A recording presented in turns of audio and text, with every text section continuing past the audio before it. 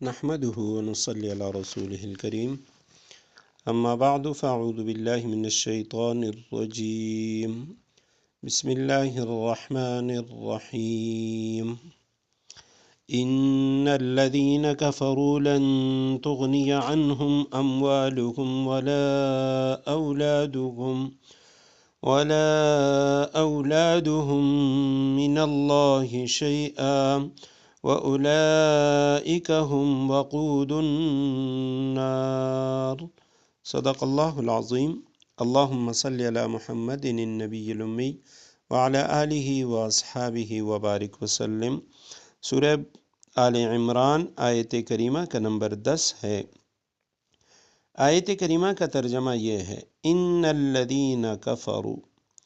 حقیقت یہ ہے کہ جن لوگوں نے کفر اپنا لیا ہے، لن تغنی عنہم اموالہم ولا اولادہم من اللہ شیئا، اللہ کے مقابلے میں نہ ان کی دولت ان کے کچھ کام آئے گی، ولا اولادہم نہ ان کی اولاد، وَأُولَئِكَ هُمْ وَقُودُ النَّارِ، اور وہی ہیں جو آگ کا ایندھن بن کر رہیں گے۔ ان الذین، بے شک وہ لوگ، کفروا جنہوں نے کفر اپنا لیا۔ یہ حضرت شیخ الاسلام مفتی تقی عثمانی صاحب کا ترجمہ ہے، اور جہاں کہیں یعنی ان الفاظ کا یہ ترجمہ کیا جاتا ہے تو فوری طور پہ ذہن سے بہت سارے اشکالات دور ہو جاتے ہیں۔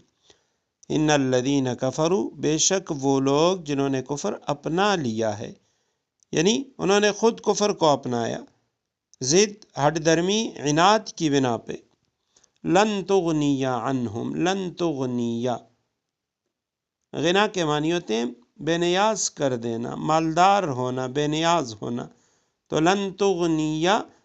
کام نہیں آئے گا، بے نیاز نہیں کرے گا اسے۔ لن تغنی عنہم اموالہم، ان کے مال ان کے کچھ کام نہیں آئیں گے،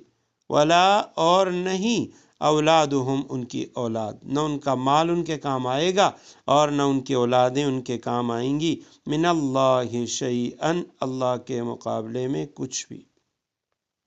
اولئک ہم وقود النار، یہی لوگ ہیں جو وقود، وقد یقید سے اس کے معنی ہوتے ہیں آگ کا بھڑکنا۔ وقود ایندھن کو کہتے ہیں، وقاد اور وقید یہ دونوں الفاظ ایندھن کا معنی دیتے ہیں۔ اس آیت کریمہ میں اللہ سبحانہ وتعالیٰ نے فرمایا جن لوگوں نے کفر اپنا لیا، کفر کو اختیار کر لیا، کفر والی زندگی کو ایمان والی زندگی پر ترجیح دے دی، باوجود ہر قسم کے آفاقی انفسی دلائل کے،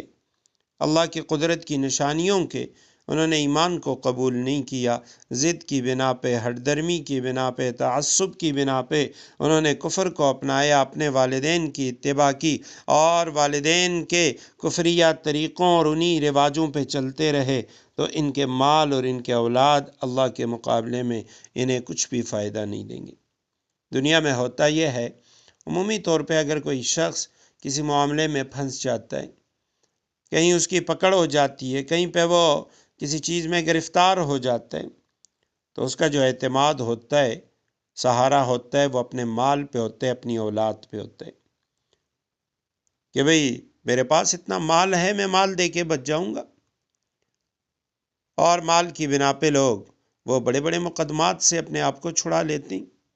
یا دوسری چیز ہوتی ہے اولاد، جو اس کے دست و بازو ہوتے ہیں، جو اس کی طاقت و قوت ہوتے ہیں، تو زور زبردستی کی بنا پہ کوئی شخص وہ اپنے آپ کو چھڑا لیتا ہے، یا وہ مال و دولت لٹا کے اپنے آپ کو چھڑا لیتے ہیں۔ تو فرمایا اللہ سبحانہ وتعالیٰ کے مقابلے میں نہ ان کی دولت ان کے کچھ کام آئے گی، نہ ان کی اولاد ان کے کچھ کام آئے گی، کیونکہ اگر یہ خود کافر ہیں، اولاد بھی کافر ہے، تب تو ظاہر ہے اولاد کسی کام نہیں آ سکتی، اور اگر یہ کافر ہیں، اولاد مسلمان ہیں، تب بھی مسلمان وہ قیامت کے دن مشرک کے حق میں سفارش اور شفاعت نہیں کر سکتا۔ وَأُولَئِكَ هُمْ وَقُودُ النَّارِ، یہی لوگ ہیں جو دوزخ کا ایندھن ہیں، جہنم کا ایندھن ہیں، آگ کا ایندھن بن کر رہیں گے، کہ کبھی یہ آگ سے نکلیں گے نہیں، اور انہی کے ذریعے آگ کو بھڑکایا جائے گا، اور یہ اس جہنم میں ہمیشہ کے لیے رہیں گے۔